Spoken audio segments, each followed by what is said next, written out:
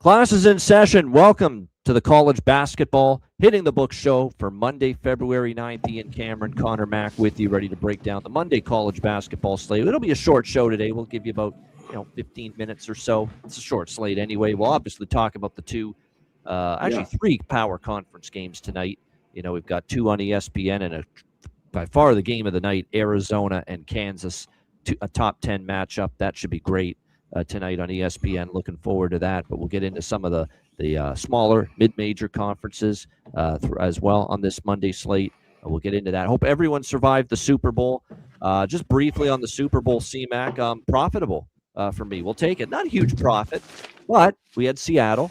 They cashed. We had a piece of the team total over, which thankfully, because of that sack fumble on Drake May, and were scooped and scored and returned to the end zone by Uchenna Nwosu for Seattle in that fourth quarter.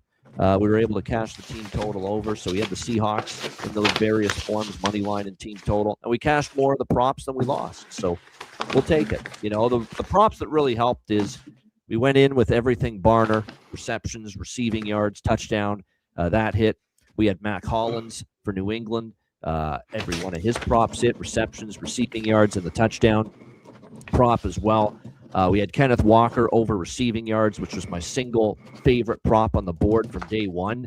Not easy, but we got enough. It was 26 yards he got receiving.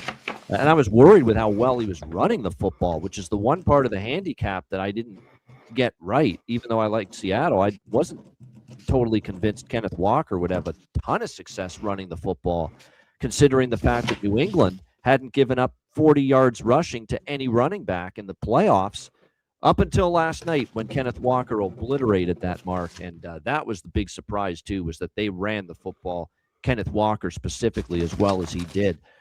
So, we'll take it. It was a profitable Super Bowl. Now, look, I'm happy about that, CMAC, but let's be honest. I'm happy I won some money, but that Super Bowl was horse shit. It was horrific. It was a terrible football game. From an entertainment standpoint, you couldn't get a much worse Super Bowl than that, but made some money. Got some profit out of it. We'll take it. But yeah, not a Super Bowl that people are going to remember for years to come as an all-time classic. That is for damn sure. But congrats to the Seattle Seahawks. They kind of looked like they had separated themselves as maybe the best team in the NFL, especially because of that defense. And boy, did that defense put on a show. And for the people that are throwing Drake May under the bus, saying, oh, he's scared of the spotlight, wasn't ready, deer in a headlights, the stage was too big for him. Yeah, you ask Patrick Mahomes, you ask Josh Allen, you ask any great elite quarterback in the NFL to make something happen with that brutal offensive line playing in front of him. The offensive line has to shoulder as much, if not more, of the blame than Drake May last night. They couldn't block and protect worth a shit against that Seattle defense. Honestly, you got to make sure you at least make it a 50-50 share of the blame. The quarterback and in fact, for me, I would put more of the blame on the offensive line, and Will Campbell, I mean, he actually before his injury, he was, for a rookie offensive lineman, he was playing pretty well, but that was rough last night. And he hasn't been great since coming back from that injury. But my goodness, when you read on Pro Football Focus that he gave up, I think the most quarterback pressures of any offensive lineman in NFL Super Bowl history, I think 14 pressures he gave up last night.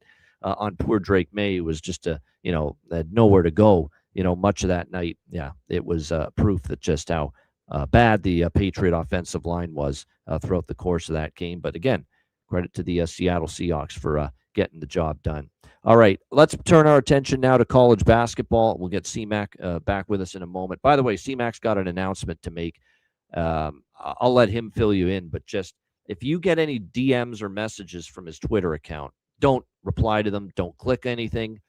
He was hacked. He's been victimized by that. Please vote for me. Spam message that's been going around. So again, Connor Mack Picks on Twitter. If you get a DM from that account, don't answer it. Don't answer it, and don't dump. But definitely don't click anything that is sent your way via a link from that account, or else it's going to take over your account too, as well. But CMAC talked about that. Don't answer it at all. And I was talking with Bavana. He had his done. Yeah. Usually I got shit all the time. I was telling him in the back because I wouldn't answer people that I didn't know. Like requests for the longest time. These guys were like, hey, man, I'm trying to get a hold of you. Blah, blah, blah, blah. So, yeah, just one click got me fucked here by someone that I know, that we work with, a little bit, that on another, channel. So it was kind of, it's just shitty. So he was obviously, got hacked before that hacked me. So if you need to get a hold of me, just my email, connormacpicks@gmail.com. That's the easiest way until this maybe gets figured out, or I'm just going to have to start a new one from scratch. Like if it's not done within 24 hours, we'll see 48 hours. Like I'm just going to make a new one and we'll go from there.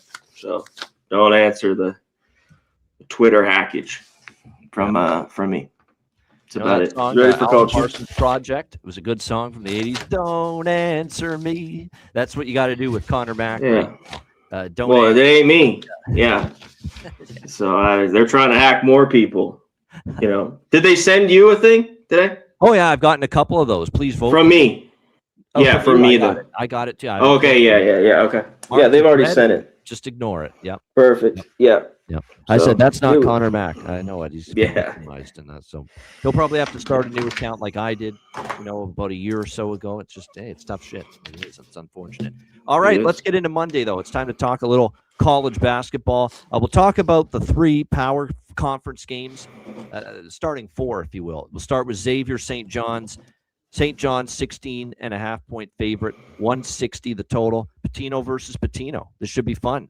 Rick and Richard going head-to-head one more time. Now, they did meet earlier this season, these two teams, Xavier and St. John's. And I'll tell you what, Xavier gave St. John's everything they could handle at Cintas Center, 88-83.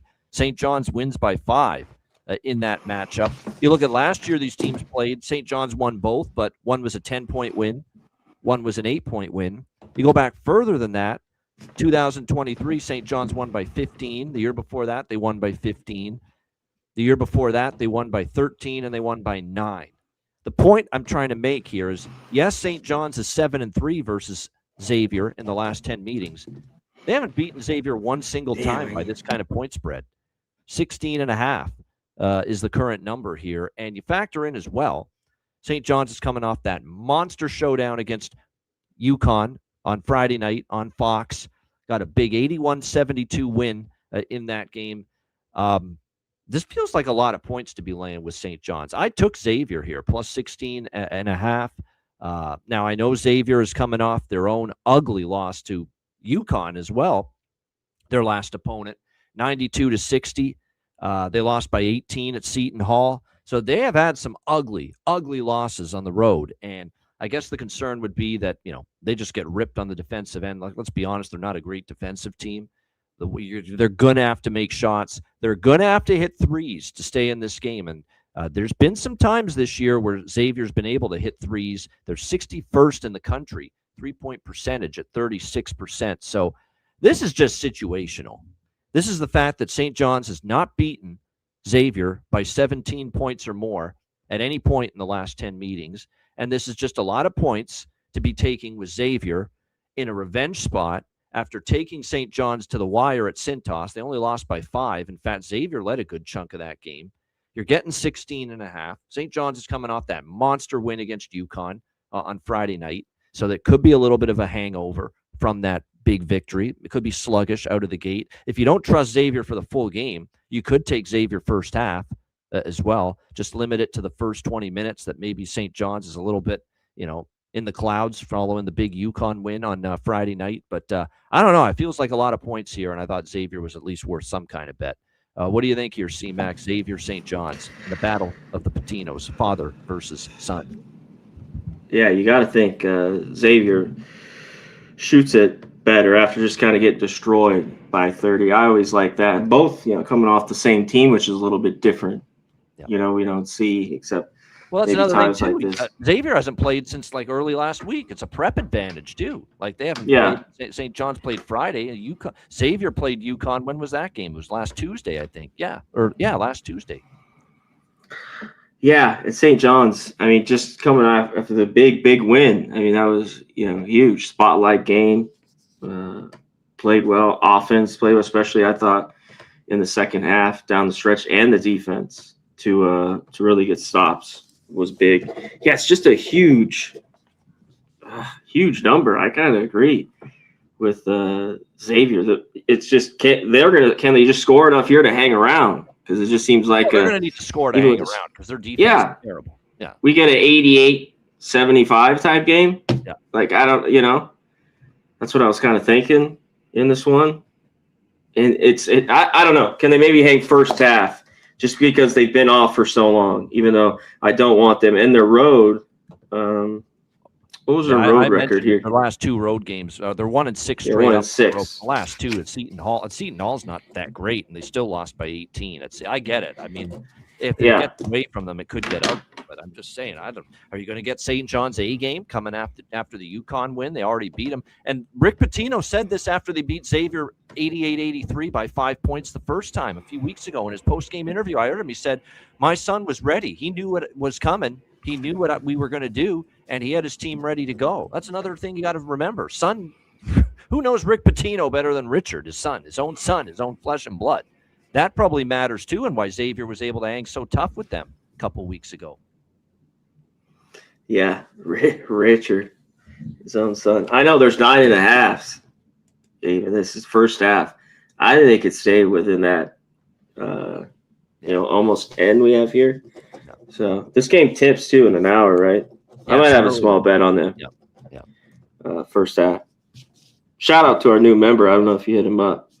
Man, 6'5" 1.5. Yes, Dimitri Mamo, 6515. Thank you very much. Appreciate it. We appreciate all the members. And again, our members, for you guys, we've got you covered on Wednesdays and Fridays. Members only Hitting the Book shows twice a week, Wednesdays and Fridays, 5 p.m. Eastern, 2 p.m. Pacific. So that's our way for all the members that have signed up to the channel. We'll also have posts. I'm going to start doing it a lot more too. The days we don't have shows, I'm going to start getting the card posts. I know finally Saturday I remember to post some college basketball up there for everybody. So again, make sure you check out the members posts as well. All right, NC State, Louisville, little ACC action here on ESPN. We've got Louisville 7.5-point favorites, 161.5 total in this game. I don't know what to make of Louisville because this is a Louisville team that obviously they started the season very well. It's a team that just got Markel Brown back, and I thought they were primed to take off and really hit their stride. Instead, they get blown out by Duke. They did win and cover against SMU at home, but the last 2 games, kind of lethargic. One win, but non-cover against Notre Dame. I thought they were very much, okay, but not great against Wake in their last game. Another non-cover. Even though the fact that they've got Conwell and Brown reunited their backcourt, and Frew certainly up front's someone you have to deal with as well. But I don't know. It's just been underwhelming, the returns, I guess you could say, for Louisville. I thought with everybody, back, the starting 5 fully intact, this team would start to take off, and just haven't seen strong 40 minutes of basketball from Pat Kelsey's team. Meanwhile, you've got NC State rolling along here in a great form. They've won 6 in a row going into this matchup against Louisville. They're coming off wins against SMU on the road, Virginia Tech at home. Big opportunity here with this showdown against Louisville. It is worth noting, first meeting this year. They met once last year, and Louisville at NC State was able to win that game 91-66. So big win there as far as Louisville is concerned. I kind of like the Wolfpack, the way they're playing, and I kind of like them a little bit, plus the points here. It's probably high scoring because NC State's offense has just been humming. 6 straight overs, large part of that because they've been scoring 80s and 90s in these games. So I kind of like the Pack, and I kind of like the over here in this ACC matchup. C-Mac, what do you think? I know Wolfpack playing well on the road. They're a team. I talked about Louisville shoots a ton of threes, and decent percentage of 35%. NC State maybe doesn't shoot as much. They do shoot a lot. Their percentage just kept going up too, especially lately with all these points they've been scoring, and even their play on the road. They're just scoring 88, 84, 96. 82 that game they just had against Virginia Tech. So you got to think this game has plenty of pace, right? Plenty of shots. I think this could get over. I know we have a large total here, but I think we could get up and over this. Yeah. Yeah, I kind of like NC State. What do you make them if you've been taking them? They've been really good on the road. Can they do it here? It's just this, a little bit of a spotlight game we talk about on these Mondays. Because everything on paper, I say they're the play here. Yep. I don't really want to fade Louisville, but should they be laying this number here at home? Is it valid, do you think, this Louisville team? If Markel Brown, goes off and they bring it defensively, but again, we haven't seen any of those things lately for Louisville. Their defense hasn't been, shutting teams down. Brown hasn't been, it's like he's needed a few games to kind of get ramped up to speed here, since he's been back for this Cardinals team. And with the way NC State is just, the way they're distributing the basketball, they've had 4 or 5 double-digit scores in most of their recent wins. Like, they're sharing the ball, they're shooting good from 3. Will Wade, has done a really nice job here as far as went through a little bump in the road, a little rough patch. Now they've kind of pulled it together. I think it's a close game. I just do. And I like this over. I agree. And Gerald Jones in our chat, who, pretty smart, sharp guy as well. He likes the over as well. So, yeah, no argument with that. I think it probably gets past that 161.5. All right, next up, we've got Oregon, Indiana, a little Big Ten matchup here. 10.5-point home favorites, Indiana. 143.5 this total. This total has gone up, and I agree. Too light. I thought at 142.5, which is when I bet it was too low.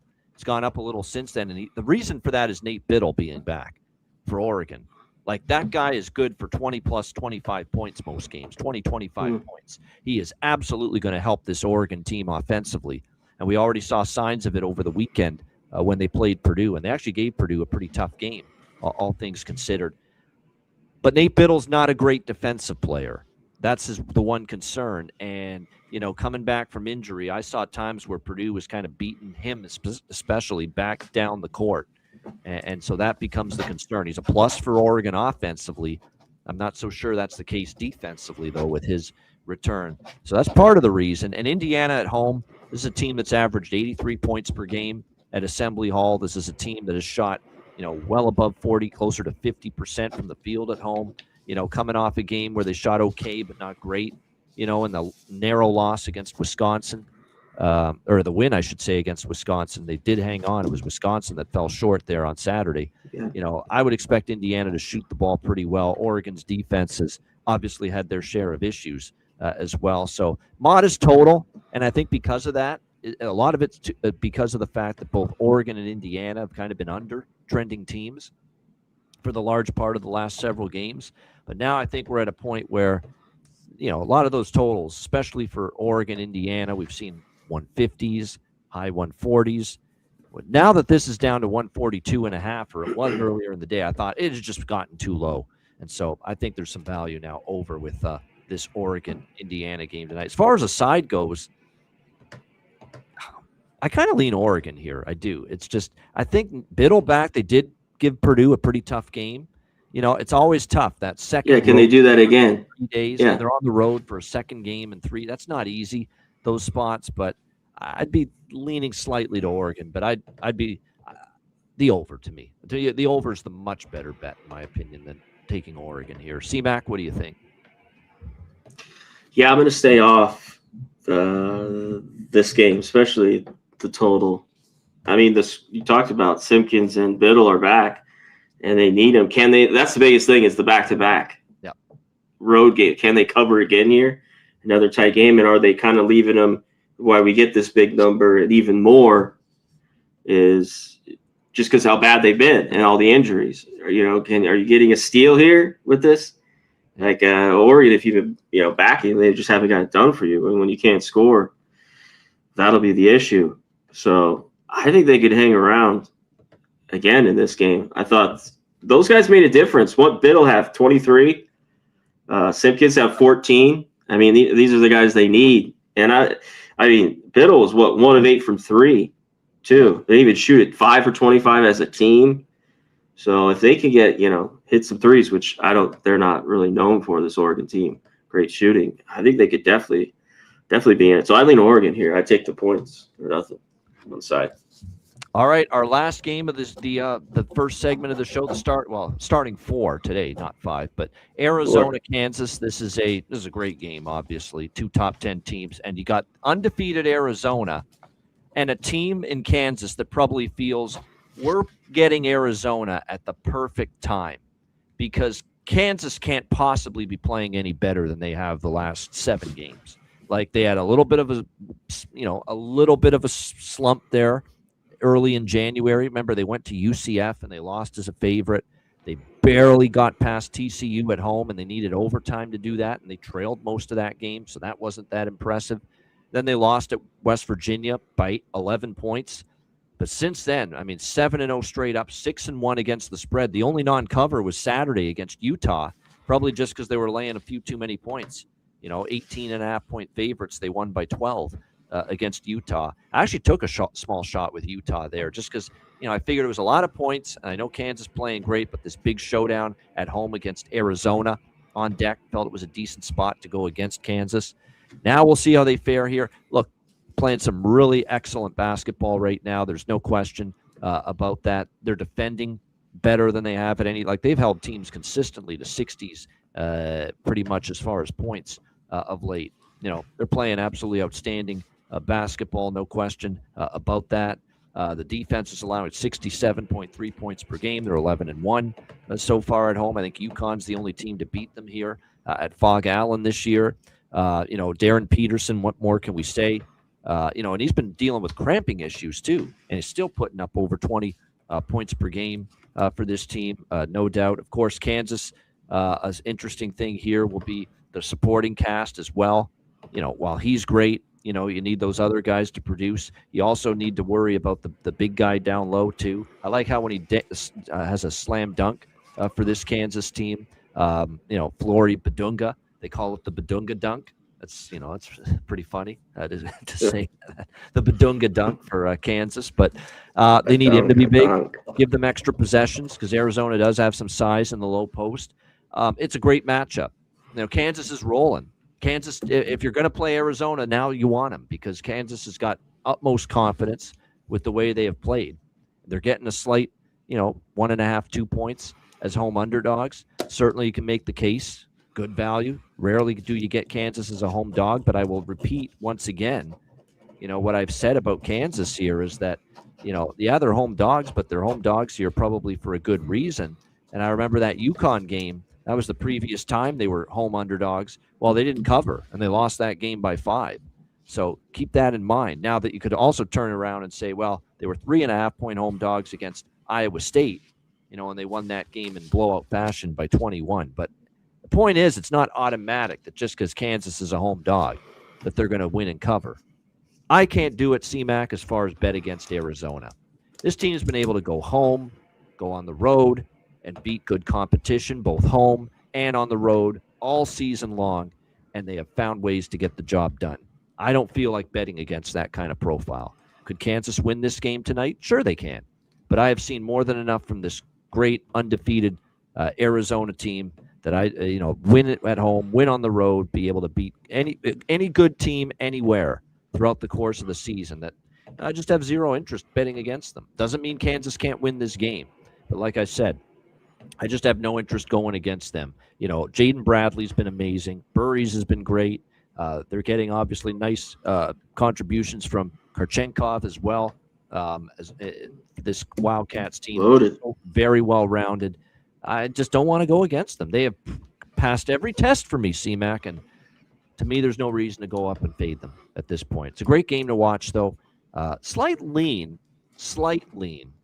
Maybe this could creep over the total. Arizona's been an under machine lately because the totals have just been too high, right? Every Arizona total, it seems to be in the 160s. They got a good defense. And they have a very good defense. Yeah, and Kansas does too. My only question now is that after we've seen a bunch of totals, even with Kansas, they were in the high 50s a few weeks ago, and every recent Arizona total has been pretty much high 150s or 160s.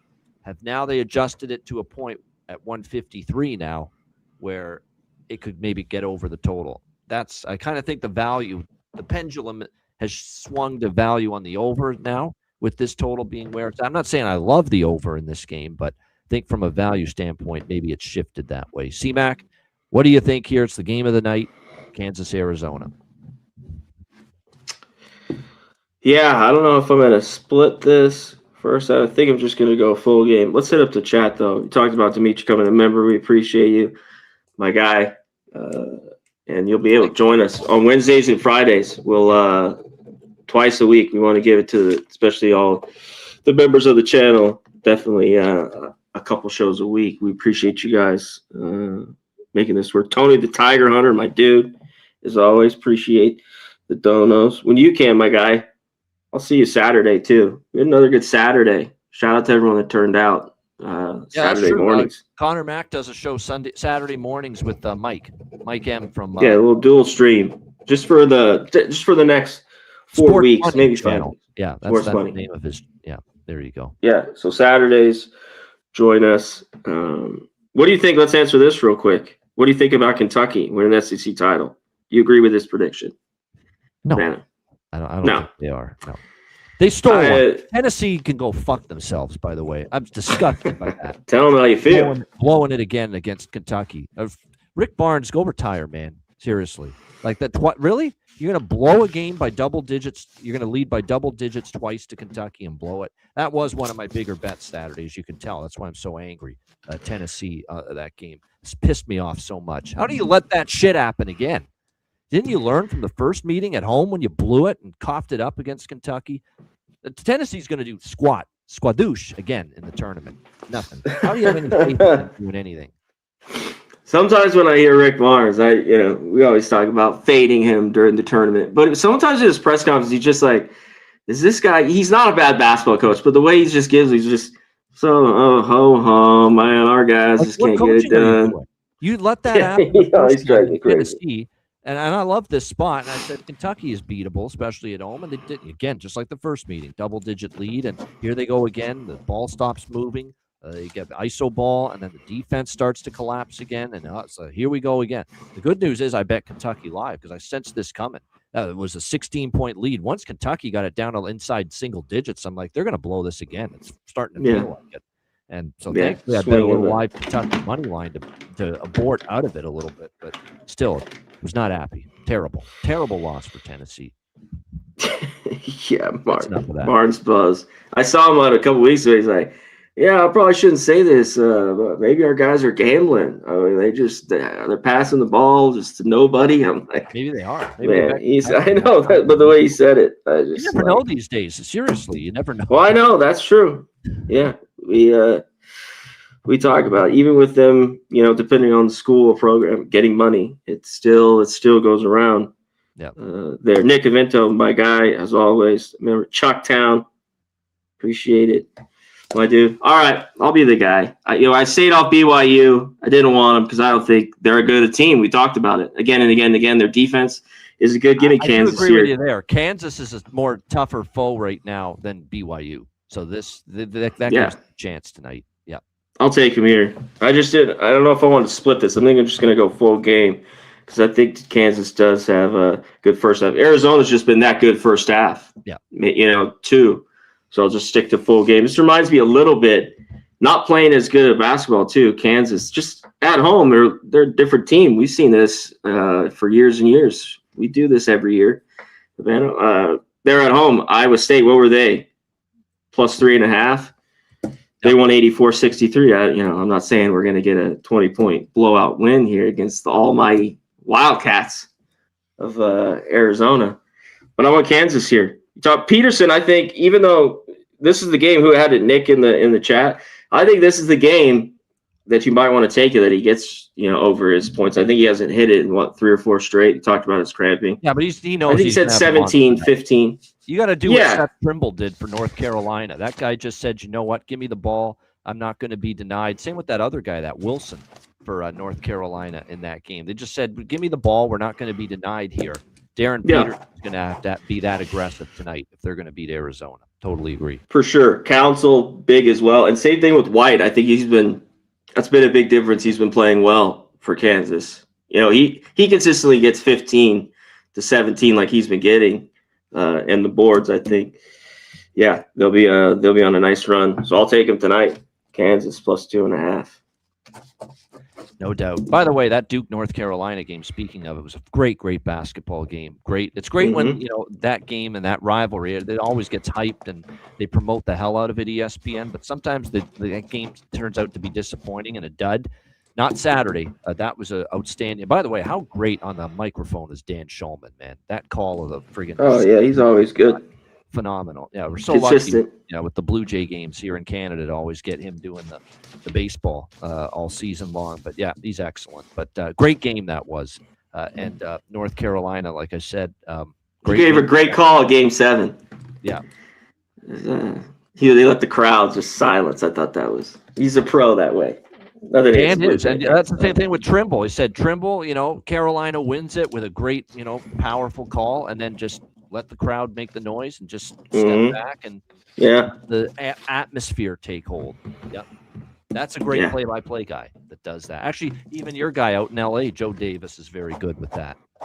Yeah, I think he's pretty good. He catches a lot of flack, but he's the guy now for Fox, which makes it, he's the Dodger, so it makes it seem a little weird. People rip on him, but it is what it is.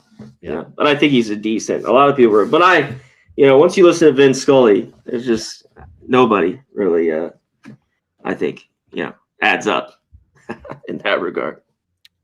Good stuff. All right, just some rapid fire. I'm not going to even give you anything with the added board, MEAC, SWAC. I didn't bet much. I don't have much there. So just as far as the main board, some other games I'm looking at here. I'm on this Drake over train again. I mean, 9-1 to the over for Drake in their last 10 games. They're playing Valpo tonight. This has been a transformation in Drake. They're playing faster. They're offensively gotten a lot better. The defense is terrible, though. I mean, my goodness, Drake has been just giving up points in bunches galore of late. Didn't we just see Illinois State just shred them pretty good on Friday night? I thought that was an over that was very easy. I was on it there, too. I just think that total's light. These are teams that aren't the fastest-paced teams, but Valpo can make shots. Drake's been efficient. Drake's been just falling off defensively. So to give me a 143.5, which is what I got on it, even at 144.5 right now, I like it. I think it's too cheap. Nine of the last 10 Drake games have gone over the total. So I like that. I like that we have some Missouri Valley games on a Monday night, just like they did Friday. They're putting some Missouri Valley games on a Monday night. Give it a little exposure.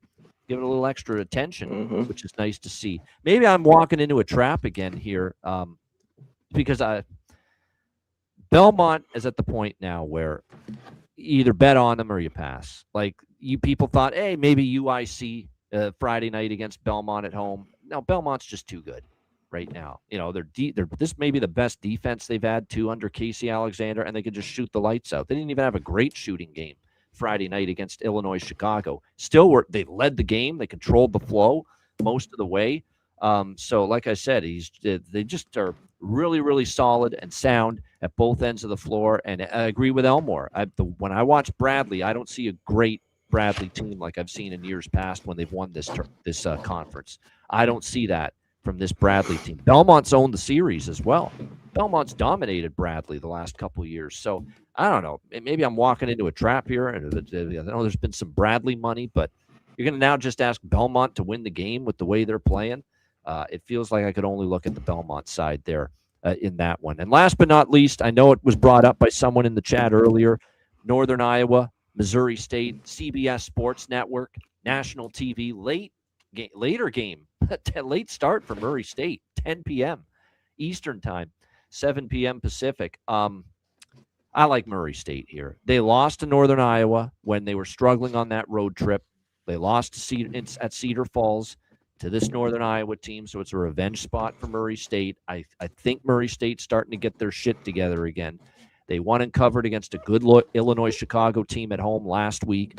Then they went on the road and they took care of Southern Illinois on Friday night in that game. And I think when you look at this matchup, they're starting to get their shooting going again. And we know they were a great offensive team, and now they're starting to make shots again. And I don't think that Northern Iowa, on the road especially this time around, is going to be able to have quite the offensive success they had in that first meeting. Like, Northern Iowa put up 81 points when they beat Murray State, 81-76 back in January. Northern Iowa shot 57% from the field. Bet the under that they're going to hit 57% this time around. I think you're going to see some adjustments here from the Racers on the defensive end of the basketball court. And like I said, now we're starting to see them, after a couple of rough shooting games, start to bounce back as well. So Murray State there, it's down to 3.5. I think it's 3.5 last I checked. Yeah, I mean, you can lay 3.5 here with Murray State. I like them at home. Cheap price, bounce back, revenge spot too. When Northern Iowa beat them at home earlier this year. So I like the Racers there, Murray State, -3.5. Lean to the over there a little bit too at 142.5. That's about it for me. C-Mac, what else are you liking here for Monday? Yeah, I'm going to stay off. I think that game, could be good. In the end, I had to just stay off. What happens? Murray State does what they want. This goes over. They do what they want and get their points, even their team total. Oh yeah, this is definitely, if you like Murray, the over. If you like Northern Iowa, they're going to try to control the flow. They're going to control it, yeah. Half-court game under, yeah. For sure. Drew, yeah, we both like Xavier. He's asking you, Ian, you like it? Which I think you do. We do. I mean, Xavier? I like the situation. Now, Xavier's bad enough that they could lose by 20. Obviously, they could. But Pitino knows Pitino. Son knows Dad inside and out. And it showed in the first meeting. St. John's was life or death to beat Xavier in the first meeting. Only won by 5. And now you got St. John's off the mammoth win against UConn. Maybe a little hangover, a little flat, especially early. So that's what I'm open for. And Xavier, we're not asking Xavier to even be right in the game. We're just asking them stay inside 16.5. Lose by 14 and I'll be happy. I think they can. We'll see. Yeah, I'll have a piece of this +9.5 too. First half. First half. Yeah, we're talking about. Just to answer Drew's question. Yeah, so the Murray State, in the end, I just stayed off. We do have a couple small games. Here's one I haven't got to, but I like. It's dropped a little bit. This is a dictate of who dictates the pace. I just think at home, they will. It's New Orleans, the over here, 147 now. Yeah. Like, it's come down a couple points. Texas A&M, they could really slow this game down. Right.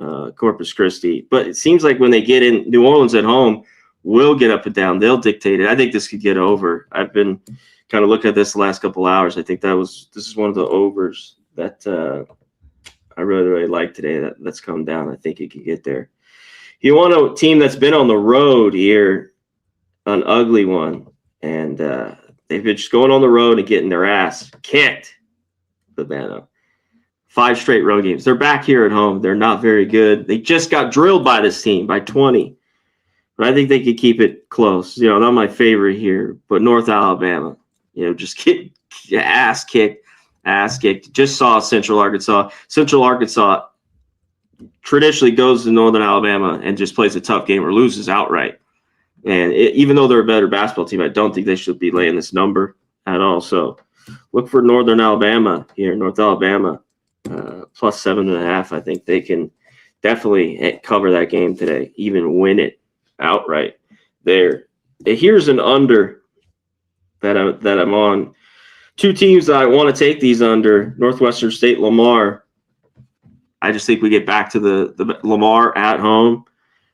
This price, it's 137. I know this is kind of one where I was hoping for a 140, but Northwestern State cannot shoot. Lamar just wants to drag this into the 60s. Northwestern State too. I worry about after scoring 48 points, they could shoot better, but this team consistently goes on the road or even at home, 58, 62. Yeah. So not only their team total, but I just went full game here. Northwestern State, Lamar under 137. I think we get a dead nuts under there in a game that's just going to be in the 60s, low 60s there. I think that's about it.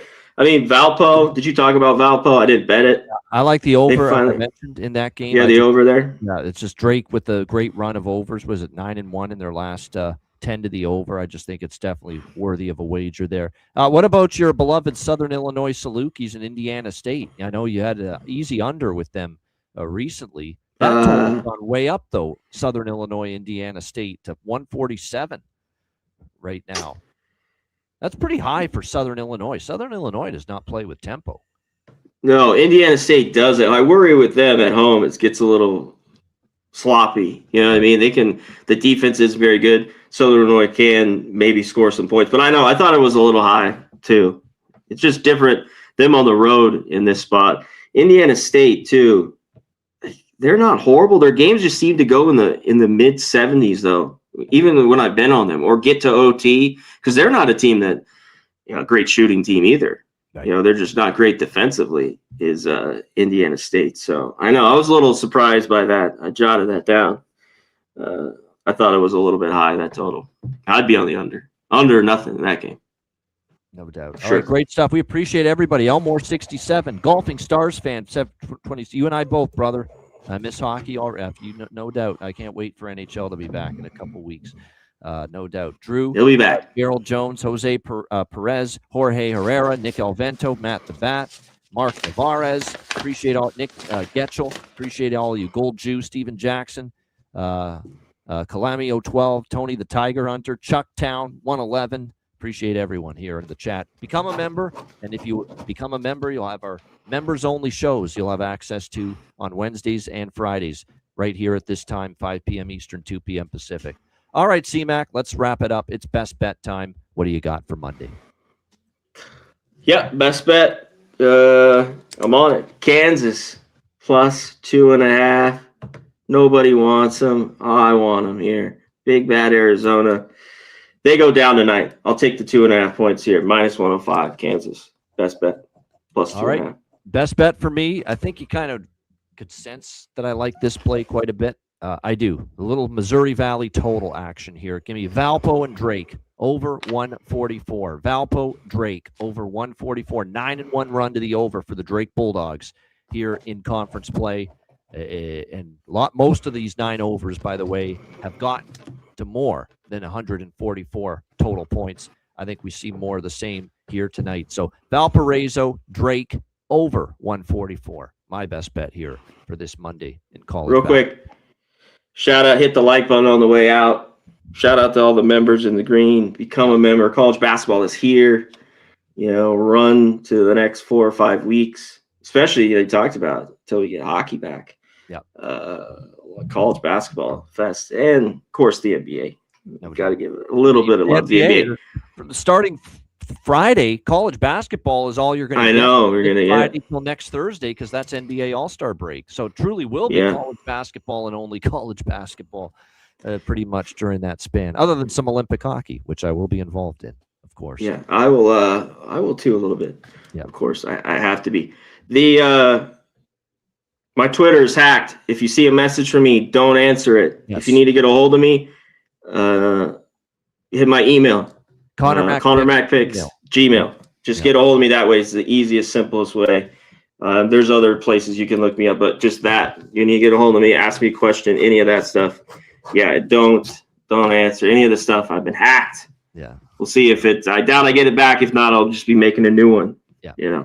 From scratch. Welcome to my world 2 years ago, having to make a new one. But might be what has to happen, unfortunately, for CMAC. But make sure you email them to get in contact with them right now. By the way, I know we do have some crossover viewers and listeners. I know some of you do watch the Ice Guys show with me and Alex. We will have pre-recorded Olympic hockey preview shows every game. Starting tomorrow, we're going to record one tomorrow. It'll be posted first to Patreon members, exclusively for them at patreon.com/iceguys. It'll be posted the night before the games, and then we'll post it early in the morning, the day of the games, on the YouTube channel for everybody. So if you're a Patreon member, you have exclusive access for the first several hours to the Olympic hockey shows that Alex and I will do. So definitely looking forward to that starting tomorrow. All right, that's a wrap for Connor Mack. I'm Ian Cameron. Hit the like button on the way out. Enjoy the games and good luck on this Monday night. And we'll see you again tomorrow on Tuesday, 5 p.m. Eastern, 2 p.m. Pacific, for another college basketball Hitting the Books show. Until then, class dismissed. Peace.